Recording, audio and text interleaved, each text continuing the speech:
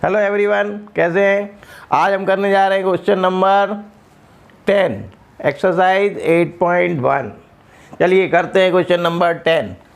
इसमें गिवन है एक ट्राइंगल है, राइट एंगल ट्राइंगल है जिसमें Q 90 डिग्री है और PQ गिवन है 5 सेंटीमीटर और एक और इन्फॉर्मेशन है PR plus QR equals to 25। हमको सबसे पहले फाइंड करना है QR और PR और इसके बाद हम निकालेंगे साइन P, कॉस P और tan P की वैल्यू। अब देखिए PR plus QR equals to 25 given है। PR इक्वल्स टू हम लिख सकते हैं 25 minus QR right hand side में चला गया तो ये बन गया प्लस था यहाँ पर, तो ये हो गया माइनस QR। अब Pythagoras theorem by Pythagoras theorem PR square equals to PQ square plus QR square. तो PR square equals to PQ square plus QR square. अब PR की वैल्यू हम निकाल चुके हैं 25 माइनस QR, तो ये वैल्यू इसमें पुट कर देंगे। तो हमने PR के प्लेस पर पुट किया 25 माइनस QR और ये स्क्वायर लगा है तो इस पर स्क्वायर लगा दिया, होल स्क्वायर हो गया।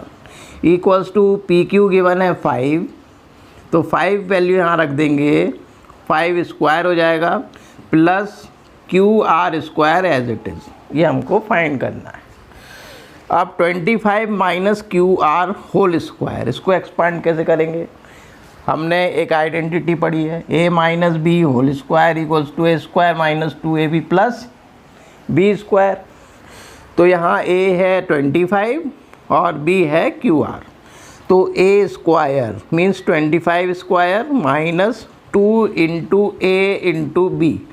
2 इंटू A है 25 और B के प्लेस पर है QR plus B square, B के प्लेस पर है QR तो QR का स्क्वायर हो जाएगा।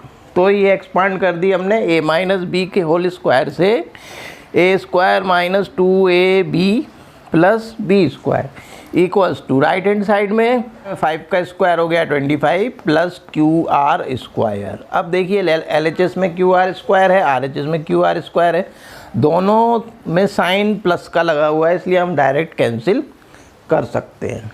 क्या बचा, 25 का स्क्वायर हो गया 625 माइनस 2 इंटू 25 हो गया 50, QR इक्वल्स टू 25। अब 625 को राइट हैंड साइड में शिफ्ट कर रहे हैं तो ये बचा माइनस 50 QR इक्वल्स टू 25। ये 625 राइट हैंड साइड में माइनस 625 हो गया।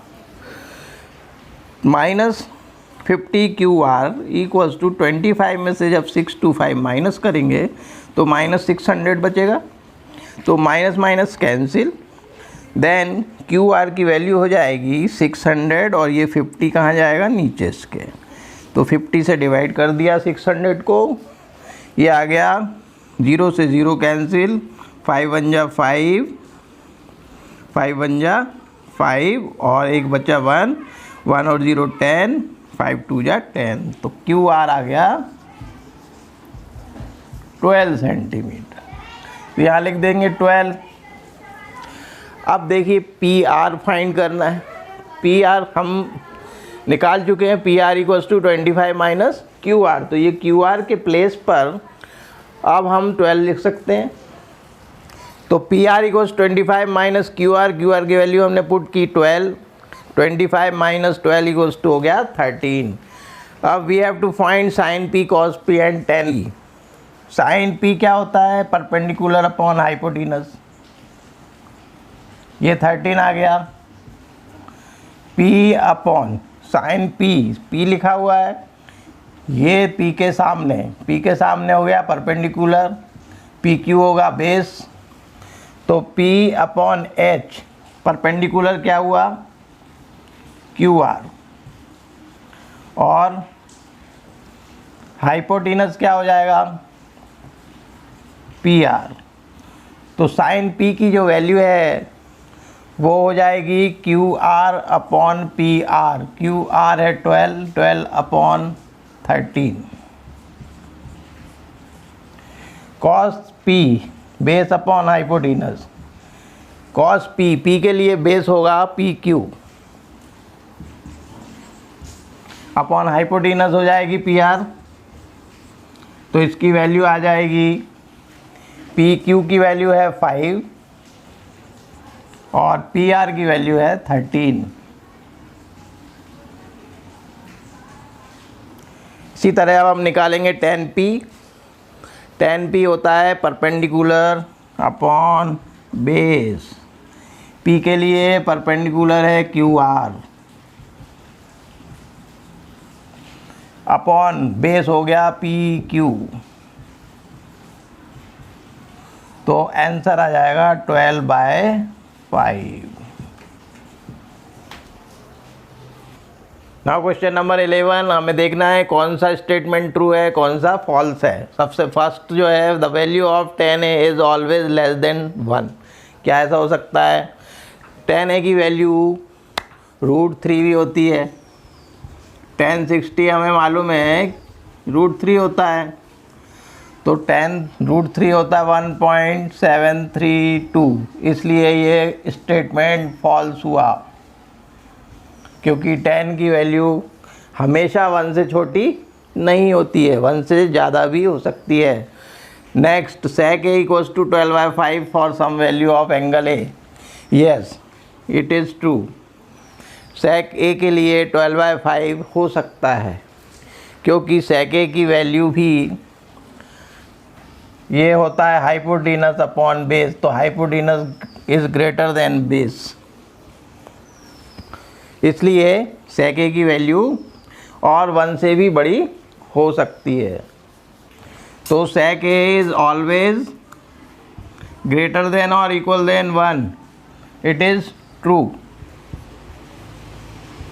Next, cos A is abbreviation used for cosecant of angle A। अब ये जो यूज़ किया जाता है वो कॉसेक के लिए यूज़ किया जाता है, cos A के लिए यूज़ नहीं किया जाता है, कोसाइन होता है इसका। तो क्या होता है सही? इसको बोलते हैं cosine. Next, fourth, cot A is the product of cot and A। अब cot A को अलग अलग नहीं लिखा जा सकता है। cot और A एंगल के बिना इसका